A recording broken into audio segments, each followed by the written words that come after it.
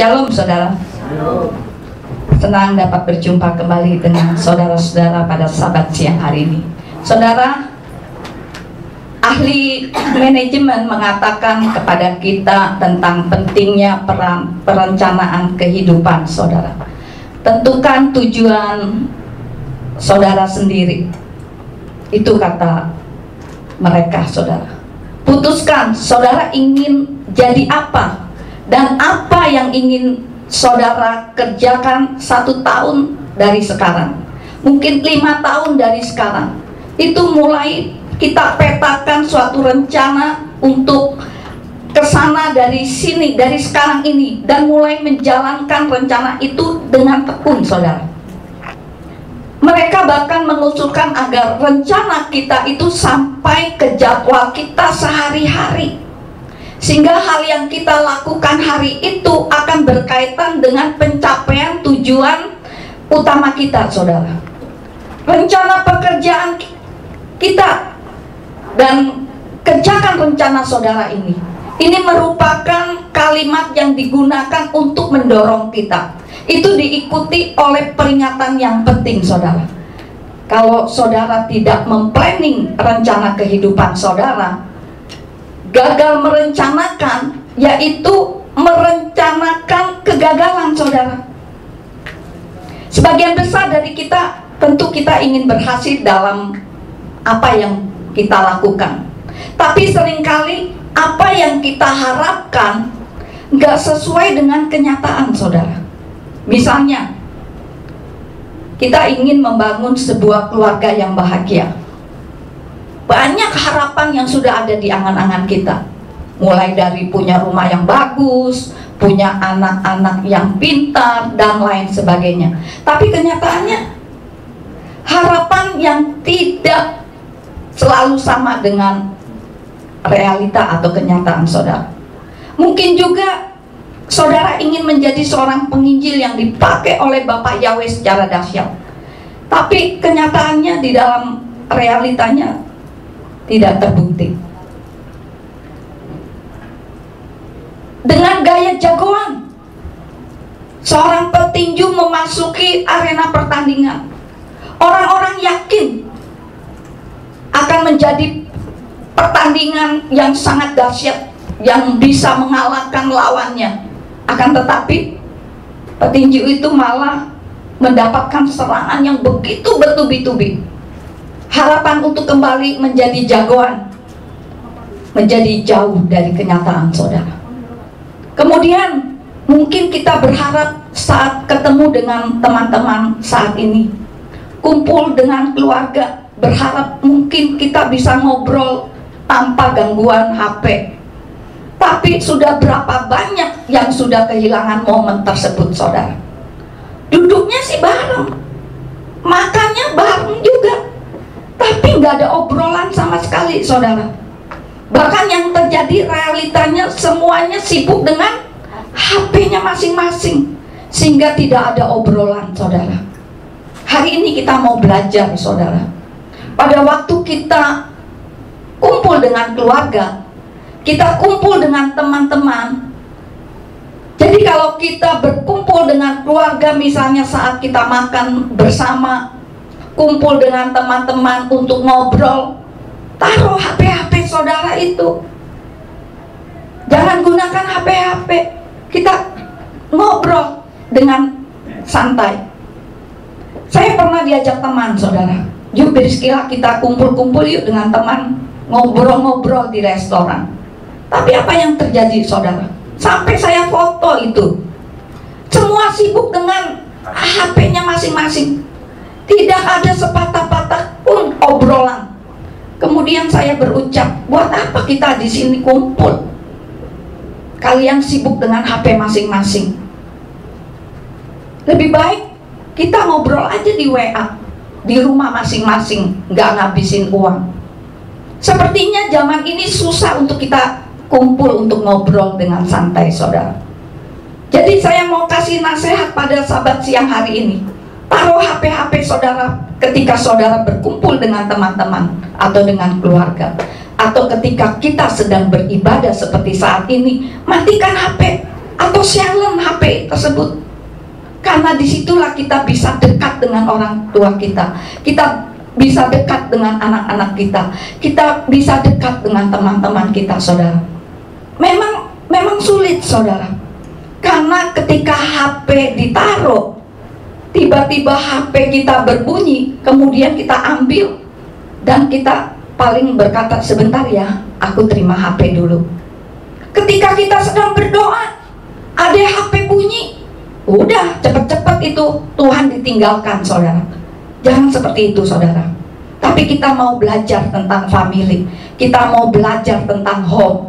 Kita mulai dari rumah kita, saudara. Kita mau belajar sedikit demi sedikit, saudara. Saya tahu itu tidak gampang, saudara, tapi kita akan belajar bersama-sama, saudara. Nah, untuk itu pada Sabat siang hari ini kita akan belajar kebenaran firman Tuhan yang akan saya beri judul Harapan dan Realita. Harapan dan kenyataan. Kita buka Yosua 24. Yosua 24 ayat yang ke-15. Di situ dikatakan, dan jika hal ini tampak jahat menurut pandanganmu untuk beribadah kepada Yahweh, hari ini pilihlah bagi dirimu kepada siapa kamu akan beribadah. Apakah kepada ilah-ilah yang leluhurmu beribadah di seberang sungai, atau kepada ilah-ilah orang Amori yang di dalam negerinya kamu tinggal? Tetapi mengenai aku dan seisi rumahku, kami akan beribadah kepada Bapa Yahweh. Saudaraku yang terkasih, dalam kehidupan kita ada beberapa hal yang terjadi yang tidak sesuai dengan apa yang kita harapkan dengan kenyataan, saudara. Mungkin antara keluarga, misalnya antara suami dan istri. Suami mengharapkan istri A, B, C, D. Istri mengharapkan suami A, B, C, D, E, F. Orang tua mengharapkan sesuatu kepada anak, anak mengharapkan sesuatu kepada orang tua. Ini kadang-kadang tidak bisa tercapai, saudara. Dalam kitab suci, kita mau perhatikan baik-baik. Saya pelajari ada ayat yang mengatakannya begini, saudara. Dalam Ayub 30 ayat 26. Ayub 30 ayat 26, di situ dikatakan, ketika aku mencari yang baik, maka kejahatanlah yang datang. Dan ketika aku menantikan terang, maka kegelapanlah yang datang. Saudara, Ayub menulis ini ketika dia menghadapi begitu banyak permasalahan di dalam kehidupannya. Dari kitab suci sudah tertulis banyak hal apa yang diharapkan tidak sesuai dengan yang kita terima, saudara. Demikian juga dengan Ayub. Jika saudara membaca kisahnya di kitab Ayub, kita dapat lihat apa yang Ayub harapkan itu tidak sesuai dengan kenyataan. Dan bahkan Ayub mengatakan, ketika aku mencari yang baik, maka kejahatanlah yang datang. Dan ketika aku menantikan terang, maka kegelapannya yang datang. Itu yang Ayub katakan, saudara. Ada satu ayat lagi di kitab Yeremia. Di situ dikatakan apa? Yeremia 8 ayat yang ke-15. Di situ dikatakan, kami menanti damai sejahtera, tetapi bukan kebaikan yang datang, dan waktu pemulihan, tetapi lihatlah kengerian. Beda dengan kenyataannya, saudara.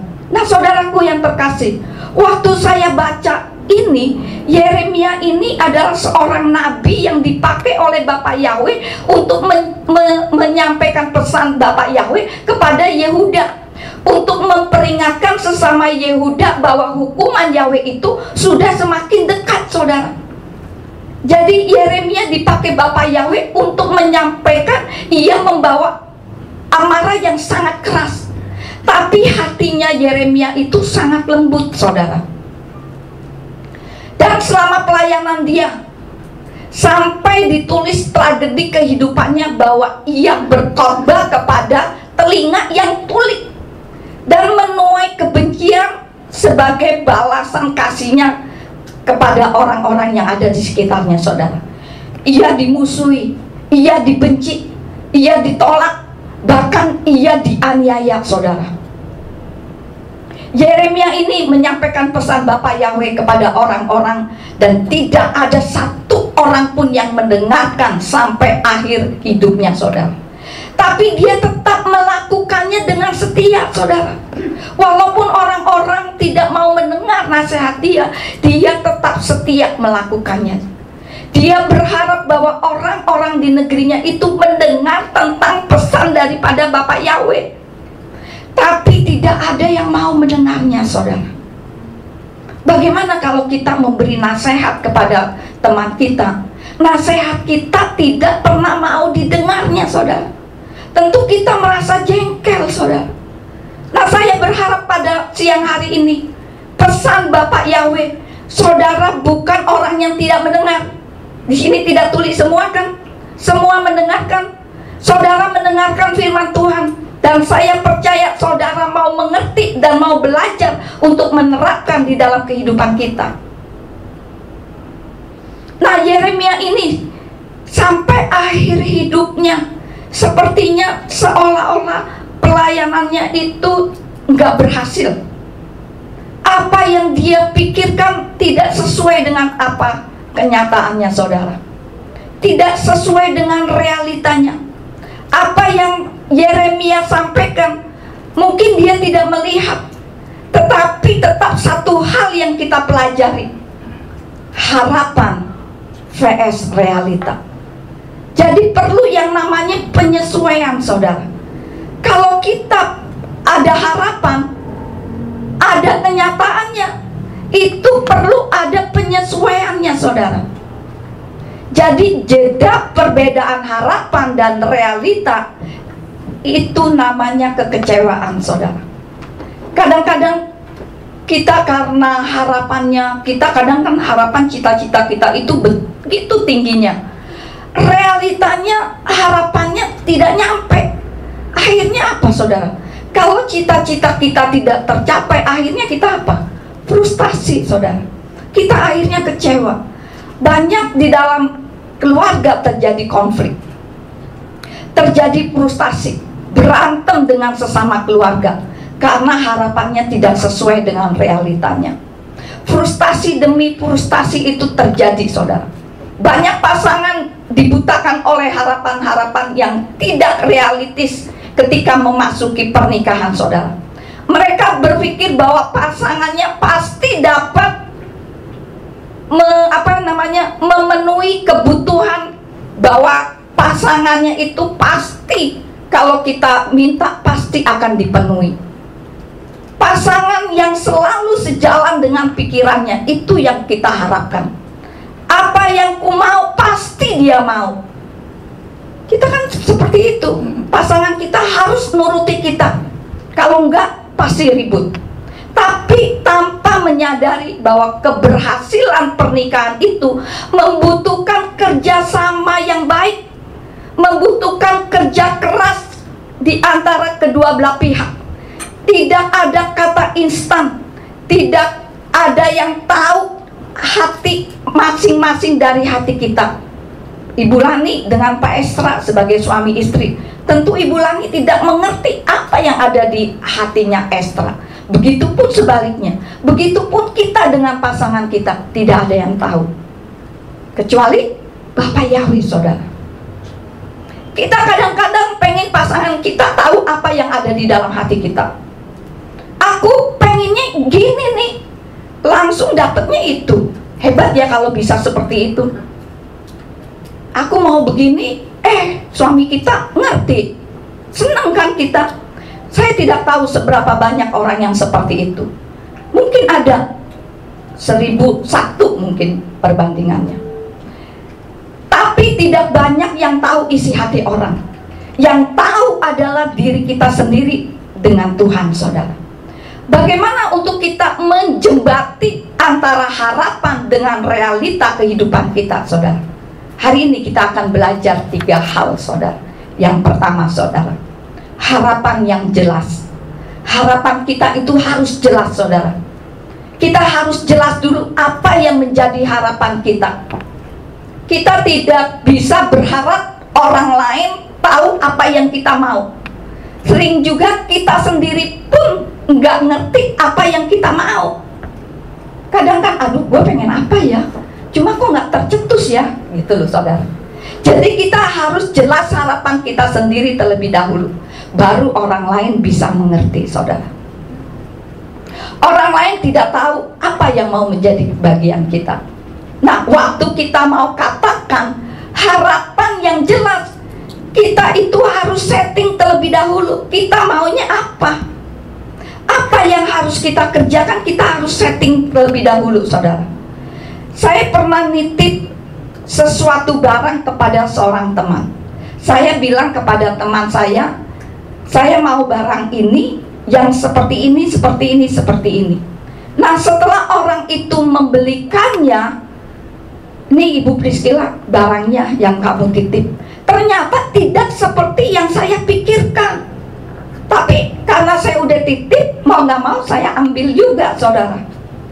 Kadang banyak dalam kehidupan kita pengen sesuatu, tetapi karena tidak jelas harapan, jadinya tidak sesuai. Nah, timbullah yang namanya frustasi, konflik, saudara. Mulai kita belajar hari ini, saudara. Mulai kita belajar di dalam keluarga kita terlebih dahulu. Mulai jelas harapan kita. Atau banyak orang ketika ditanya, karena ini sering terjadi, kita kan sering makan bareng-bareng ya, sering traktir mentraktir. Misalnya saya traktir saudara, yuk Pak Billy kita makan yuk. Siap. Ayo. Pak Billy mau makan apa nih? Terserah. Kemudian karena Pak Billy jawabnya terserah, saya bawa ke warteg aja.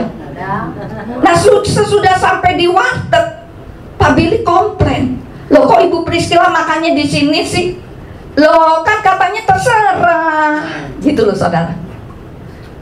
Nah, kita belajar untuk harapan dan rea kita. Harus ada harapan yang jelas. Harus jelas saudara, apa yang saudara mau, sehingga tidak terjadi konflik. Jika saudara diajak makan, jangan bilang terserah. Sepertinya yang tadi dikatakan Yosua dalam kitabnya menulis ini sangat-sangat jelas. Yosua 24 ayat yang ke-15 itu sangat jelas.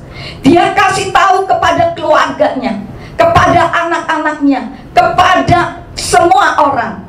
Hari ini poin yang pertama, yang kalau kita mau harapan dengan realita tidak beda jauh, kita harus belajar harapan yang jelas. Jelas mau apa, Pak Billy mau makan apa, sebut aja. Jadi kan saya enak nyetirnya, langsung to the point, ke tempat tujuan. Kalau bilang terserah, muter-muter terus saudara, nggak ketemu itu yang namanya menu terserah. Benar nggak? Benar kan? Saya sering kalau ngajak hamba-hamba Tuhan, mau makan apa nih Pak Ibu? Terserah deh. Waduh, selera kita kan beda-beda. Ketika saya bawa yang tidak koser, komplain. Bawa yang koser juga komplain lagi. Gitu loh saudara. Itu yang pertama saudara. Sekarang yang kedua, bagaimana kita menjembati harapan dengan realita dalam kehidupan. Yang kedua, komunikasi yang jelas saudara. Komunikasi yang jelas. Harapan tidak akan tercapai tanpa komunikasi saudara. Kita harus mengkomunikasikan harapan. Tidak mungkin orang itu akan tahu tanpa adanya komunikasi yang baik saudara. Komunikasi itu apa sih saudara? Komunikasi adalah proses berbagi informasi dengan orang lain yang sedemikian rupa saudara, sehingga orang itu mengerti apa yang kita maksud saudara. Berbicara, mendengarkan, mengerti, semuanya itu dibutuhkan proses yang namanya komunikasi. Komunikasi itu kayak oksigen di dalam kehidupan kita saudara. Tanpa komunikasi sebuah hubungan tidak akan bisa berjalan dengan baik. Karena apa saudara? Orang nggak ngerti maunya kita saudara. Kita kan nggak mungkin kalau ngobrol di dalam hati aja. Ngerti nggak saya ngomong apa? Nggak ngerti karena di dalam hati. Jadi harus kita berkomunikasi. Coba kita duduk-duduk. diam terus. Emang tahu kita mau kemana kalau kita duduk-duduk? Yuk Nota, kita duduk-duduk yuk. Kita tahu? Nggak tahu saudara. Kita harus ngomong, harus disampaikan. Harapan harus disampaikan dengan komunikasi yang jelas saudara. Seringkali kita dengar kalau orang lagi berantem, kamu ini ya kalau dikasih tahu nggak ngerti-ngerti sih, gitu loh. Kamu ini kalau dinasehatin nggak ngerti-ngerti sih, gitu aja nggak ngerti. Sering kan kita dengar begitu, atau mungkin kita sering berucap begitu. Terus jawabnya apa? Loh, maksudnya apa? Karena tidak disampaikan, tidak ada komunikasi yang jelas saudara.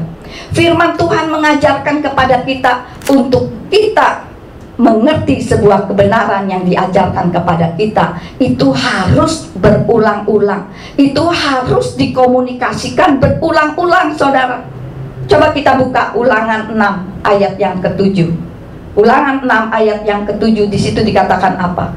Haruslah engkau menanamkannya kepada anak-anakmu dan membicarakannya ketika engkau duduk di rumahmu, ketika engkau sedang berjalan di jalan, ketika engkau berbaring, dan ketika engkau bangun. Ini kebenaran firman Tuhan yang harus disampaikan berulang-ulang. Dan dalam kehidupan kita, kita harus menyampaikan apa yang menjadi harapan kita saudara. Tadi yang pertama apa saudara? Harapan yang jelas. Yang kedua, komunikasi yang jelas. Sekarang yang ketiga, bagaimana kita menjembati antara harapan dengan kenyataan. Yang ketiga, pemahaman yang jelas. Pemahaman yang jelas. Pemahaman yang jelas ini diperlukan supaya kita bisa mengerti. Coba kita buka Amsal 19 ayat yang ke-8. Amsal 19 ayat yang ke-8, di situ dikatakan, siapa yang memperoleh akal budi, dialah yang mengasihi jiwamu.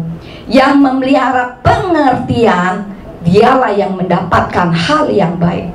Firman Tuhan katakan kalau kita pegang pada pengertian, kita ini disebut berbahagia loh saudara. Karena apa? Karena ada pengertian, ada pemahaman yang jelas saudara.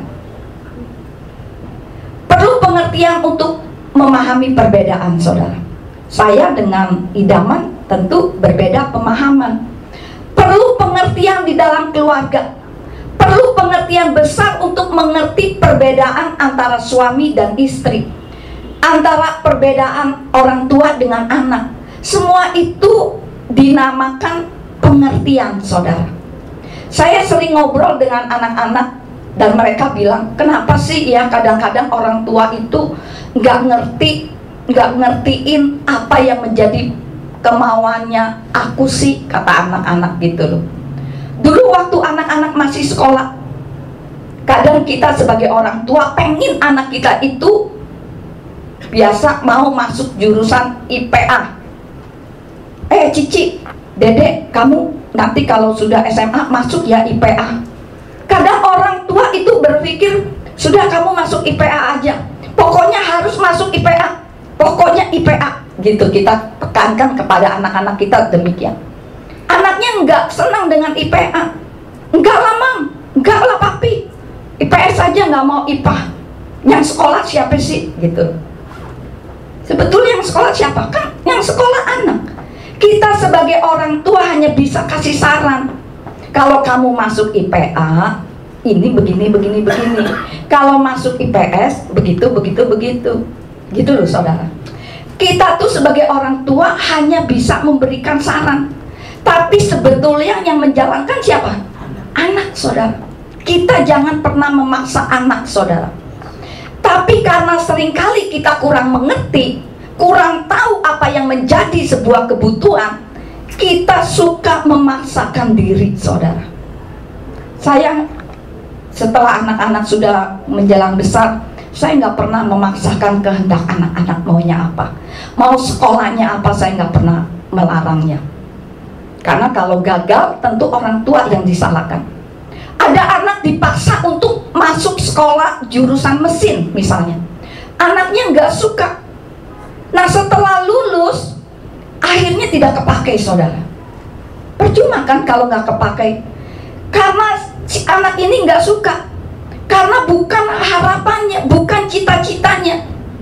Ini adalah ketidakpengertian orang tua kepada anak-anaknya saudara.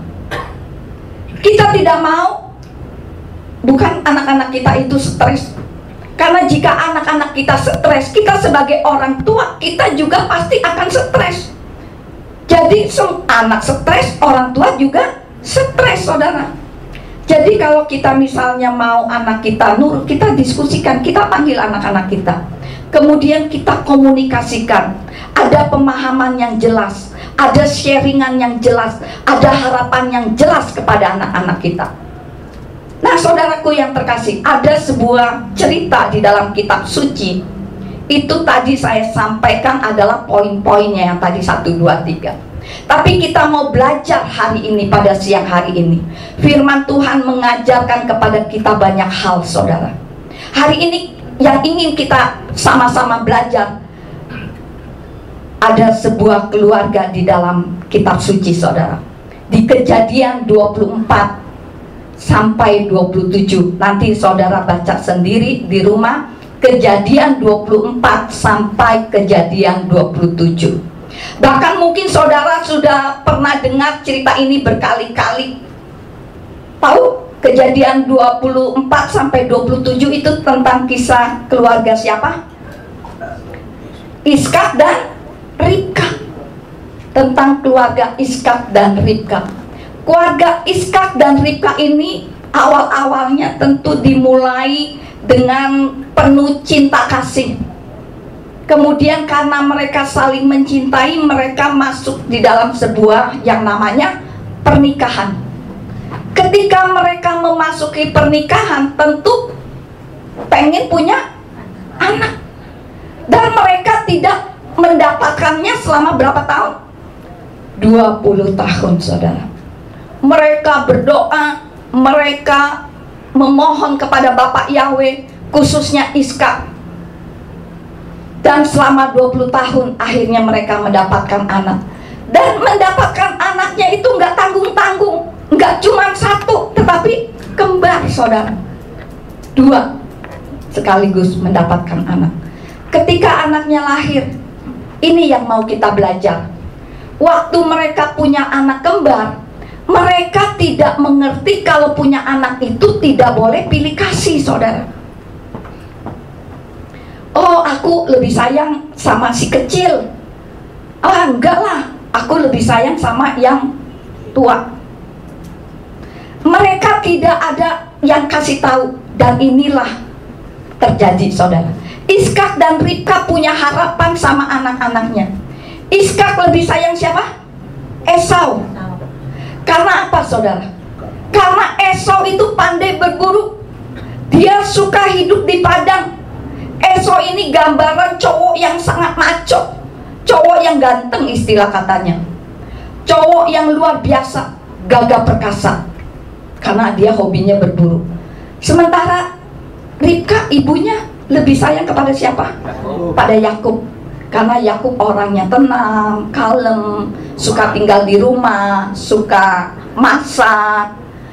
Saudara nanti baca, ini cerita sangat menarik banget saudara. Nah, Kejadian 25 ini gambaran sebagai anak mami saudara. Gambaran sebagai anak mami. Jadi Ishak lebih sayang Esau, Ribka lebih sayang Yakub. Kalau kita punya anak lebih dari satu, kita nggak boleh pilih kasih saudara. Nggak susah-susah. Kadang saya punya anak 2 saudara. Waktu anak-anak saya masih kecil, waktu punya anak 1 itu belum terasa. Tapi begitu anak yang kedua, itu ada agak sedikit susah saudara. Kok sepertinya saya ini dikatakan orang pilih kasih.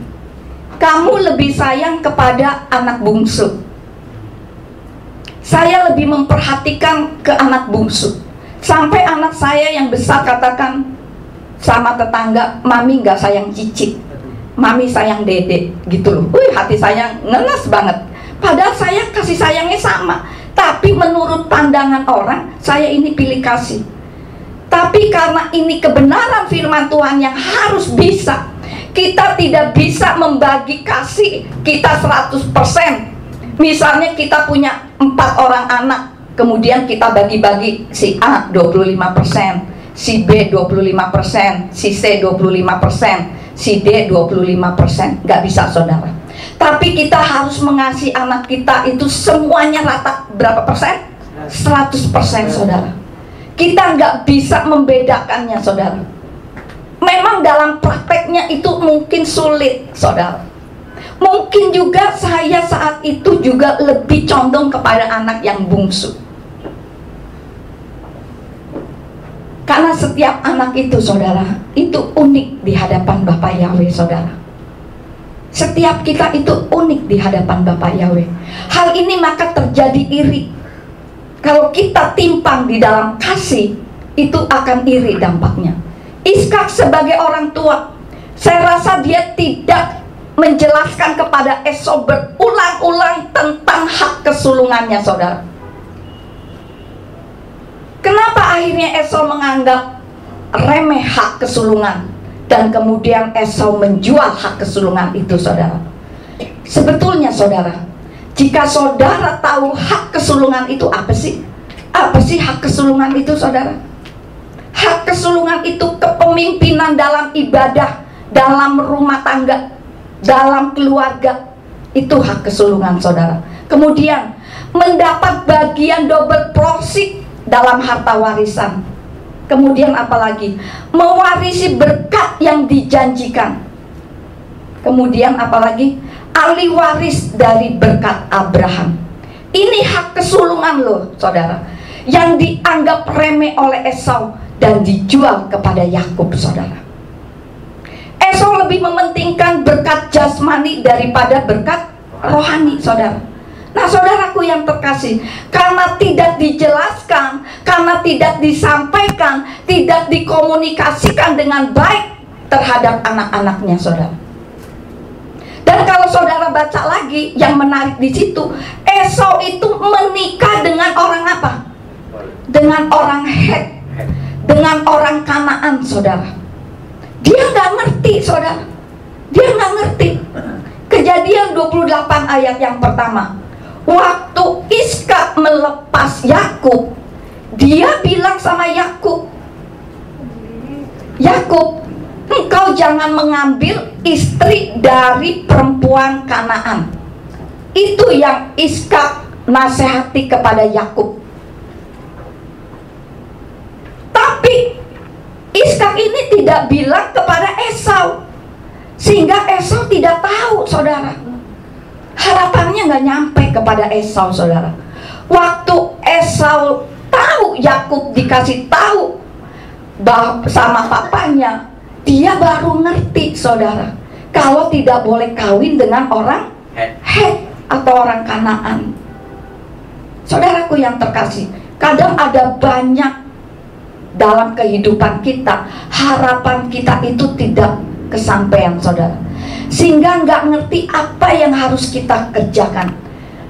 Tidak ada hubungan yang terbentuk, saudara, karena ketidak ada komunikasi yang baik. Iskak ini lucu loh, saudara. Dia harusnya tahu tentang anaknya. Dari suaranya harusnya dia tahu siapa itu. Jika saudara punya anak, kemudian anak saudara mungkin telepon, saudara bisa tahu nggak itu suara siapa? Pasti tahu, walaupun saudara tidak melihat mukanya, saudara. Oh, ini suaranya si Yemima nih. Oh, ini suaranya si Ibu Marta nih. Kok Iskak bisa tidak tahu anaknya yang mana? Bahkan Iskak tanya, kamu siapa? Waktu Iskak tanya kamu siapa, Yakub jawab, saya Esau. Iskak pegang tangannya tangan Yakub. Karena sudah dibalut dengan bulu, Iskak jadi percaya. Kemudian didekati, baunya bau Esau, tapi suaranya kok suara Yakub. Iskak karena tidak menjalin komunikasi yang baik, maka Iskak tidak tahu anaknya yang mana. Harusnya Iskak tahu. Karena tidak ada komunikasi yang baik, Iskak tidak tahu apakah itu Esau atau itu Yakub. Saudara, sebagai orang tua di dalam keluarga, kita harus mempunyai hubungan yang baik antara orang tua dengan anak. Makanya kita harus ada waktu, saudara. Di tengah-tengah kesibukan kita, apapun, kita harus punya waktu, menyediakan waktu untuk anak. Karena waktu itu sangat berharga, saudara. Saya kalau di rumah, saya senang berkumpul dengan anak-anak. Apalagi sekarang ada cucu. Senang selalu berkumpul, berkomunikasi dengan keluarga, saudara. Saya lebih suka tinggal di rumah daripada keluyuran. Yang kita pelajari dari kisah Iskak dan Ribka ini, mereka memulainya dengan cinta, saudara. Mereka memulainya dengan harapan. Mereka mau membangun keluarga yang diberkati dengan janji-janji daripada Bapa Yahweh. Tapi kenyataannya dalam perjalanannya, karena kesalahan-kesalahan yang dia buat, kesalahan-kesalahan yang mereka berdua buat, akhirnya harapan mereka tidak sama dengan kenyataan, saudara. Sangat menyedihkan, saudara. Ribka harus terpisah dari Yakub. Yakub disuruh lari karena Esau mau membunuhnya. Nah, sampai hari matinya Ribka, dia tidak pernah bertemu dengan anaknya Yakub. Ribka telah kehilangan kedua anaknya dalam waktu yang sedemikian cepat, saudara. Sedih banget. Apa yang mereka harapkan ketika membentuk sebuah keluarga dalam perjalanannya? Mereka tidak mendapatkan seperti yang mereka harapkan, saudara. Tetapi di akhir ceritanya, waktu Iskak meninggal, Esau dengan Yakub itu bebarengan berbaikan menguburkan ayahnya. Saudara, dalam kehidupan keluarga, kita melihat, kita mau belajar, kita harapan dan realita ada gap di tengah-tengah kita. Tetapi kita mau belajar untuk mengerti.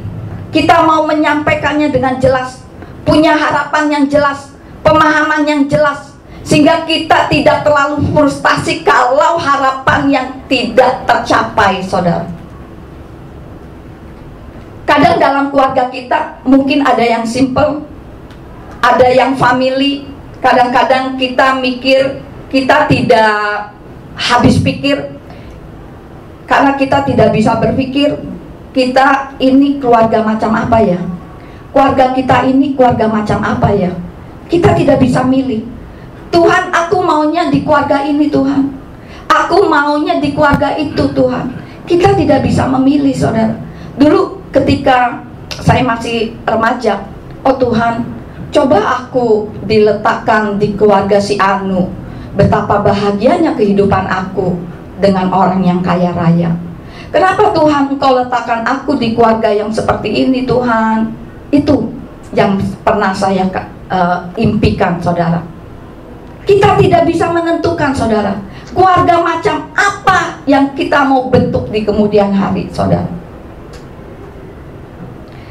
Yang masih single, ini yang masih single, sudah harus mulai memikirkan keluarga macam apa yang akan saudara bentuk di kemudian hari.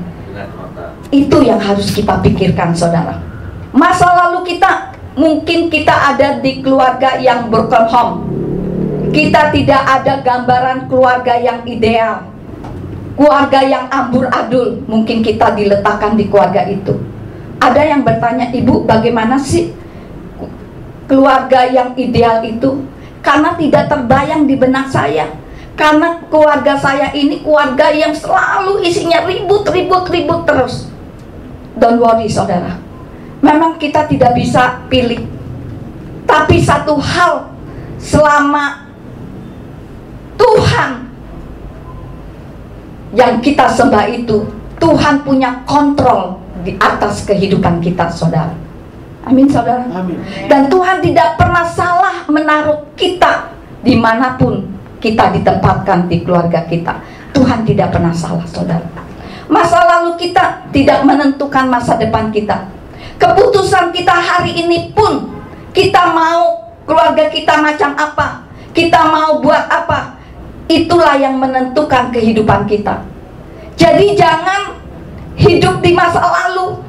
Keluargaku udah begini, keluargaku udah begitu, aku ini broken home, keluargaku yang dibayangkan selama ini tidak seperti yang kita harapkan.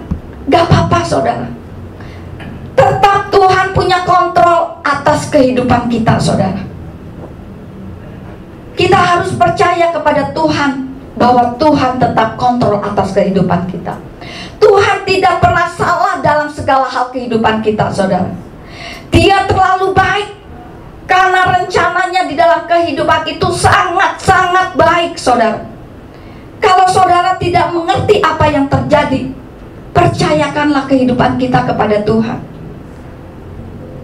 Saya berdoa pada siang hari ini, kalau kita bicara mengenai rumah, karena keluarga adalah awal di mana kita mulai belajar segala sesuatu. Itu dimulainya dari rumah saudara. Keluarga di mana kita merasa aman di dalamnya. Dan ketika harapan kita tidak sesuai dengan realita yang terjadi, tetap percaya Tuhan tetap pegang kendali kehidupan kita saudara. Dan kalau saudara tidak bisa melihat sekeliling saudara, mungkin saudara muak dengan sekeliling saudara, tetap percaya kepada Tuhan saudara. Ayub bilang apa? Di Ayub 1 ayat 21 saudara. Dan dia berkata, dengan telanjang aku keluar dari rahim ibuku, dan dengan telanjang aku akan kembali ke sana. Terpujilah kepada Bapa Yahweh, dan tidak ada rencana Tuhan yang gagal di dalam kehidupan kita. Amin saudara. Amin. Ya mungkin tidak sesuai dengan apa yang kita harapkan, mungkin tidak sesuai dengan apa yang kita cita-citakan, tidak bisa kita dapatkan. Tetaplah percaya kepada Tuhan, kalau Tuhan itu baik saudara. Dan saya berdoa dan berharap pada siang hari ini, apapun yang saudara lalui, mungkin hari-hari ini adalah hari-hari yang sangat berat buat kita. Kita pengennya bentuk keluarga yang bagus, ternyata hasilnya nggak sesuai. Kita ingin bisnis kita bagus, tetapi kenyataannya gagal. Mungkin kita punya harapan kalau teman-teman kita itu memperhatikan kita, ternyata enggak juga saudara. Kita mungkin ingin menjadi hamba Tuhan yang dahsyat, ternyata enggak bisa juga saudara. Apa yang kita harapkan tidak sesuai dengan apa yang terjadi. Jangan frustasi saudara. Saudara enggak sendirian saudara. Saudara punya Bapak Yahweh, yang Bapak Yahweh itu punya blueprint kehidupan saudara dari awal sampai akhir hidup kita saudara. Mungkin saudara sedang sakit, nggak sembuh-sembuh. Mungkin saudara punya tanggung jawab yang besar terhadap keluarga saudara, seperti mungkin memikul kuk yang begitu berat, yang tidak ada habis-habisnya. Percayalah, kita punya Bapak Yahweh yang hebat. Kita punya Bapak Yahweh yang sanggup melakukan jauh sebelum kita memikirkannya saudara. Dan saudara tidak sendirian. Yang hebat adalah saudara punya Bapak Yahweh yang bisa membuka jalan setiap permasalahan kita. Amin saudara. Mazmur 23, Tuhan katakan kita tidak stay di lembah kekelaman, kita bisa melewatinya. Kita bisa melewati apa yang menjadi persoalan kehidupan kita. Waktunya kapan? Mungkin bukan waktu kita. Tapi ketika saudara ada di sana, ketika saudara ada harapan, dan ketika realita tidak sesuai, ketika keadaan saudara semakin sulit, saya percaya Tuhan memberikan saudara kekuatan. Tuhan memberikan saudara kekuatan yang ekstra. Tuhan memberikan saudara sukacita yang luar biasa. Tuhan memberikan damai sejahtera, supaya saudara bisa melewati semua problem di dalam kehidupan kita. Tuhan Yesua juga diharapkan sebagai seorang Mesias saudara, membebaskan bangsa Israel dari dosa. Pada kenyataannya Tuhan Yesua justru tidak menunjukkan diri sebagai seorang jagoan saudara. Seolah-olah Yesua itu kalah. Sehingga dengan kekalahan Yesua dia disalibkan di atas kayu salib, saudara. Kekecewaan dan keputusasaan meliputi semua murid-muridnya. Kemudian murid-muridnya meninggalkan kota Yerusalem dengan penuh kesedihan, saudara. Dalam kondisi seperti ini, Yesua hadir dan menyapa kepada murid-muridnya. Dan sapaannya bukan sapaan yang sembarangan, saudara. Sapaannya itu penuh dengan syarat kepeduliannya, saudara. Sapaan Yesua itu menjadi awal dari pemulihan luka akibat kekecewaan dari para murid-muridnya, saudara. Lukas 24 ayat yang ke-39, di situ dikatakan apa? Lihatlah tanganku dan kakiku, bahwa aku inilah dia. Rabalah aku dan lihatlah, karena roh tidak mempunyai daging dan tulang, sedangkan kamu melihat aku mempunyainya. Nah, saudaraku yang terkasih, dalam kehidupan ini harapan tidak senantiasa bertemu dengan realitas, saudara. Banyak orang di sekitar kita yang terpuruk karena pupusnya harapan, saudara. Entah karena sakit hati, karena permasalahan yang lain, kita tidak tahu.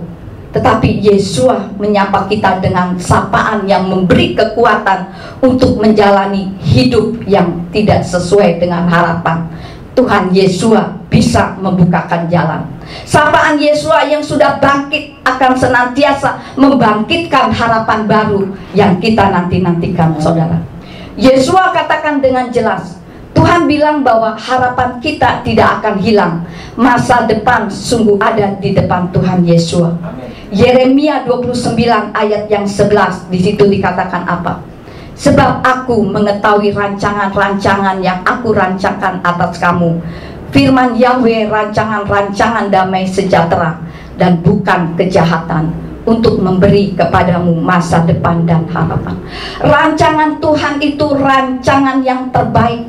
Meskipun kita tidak melihat, tapi percayalah apa yang dikatakan. Tuhan tidak pernah salah di dalam kehidupan kita. Walaupun harapan dan realita yang kita terima kadang tidak sesuai dengan apa yang kita harapkan, tapi Tuhan yang kita sembah itu adalah Tuhan yang mempunyai kontrol di dalam kehidupan kita. Amin, saudara. Amin. Amin. Sekian firman Tuhan.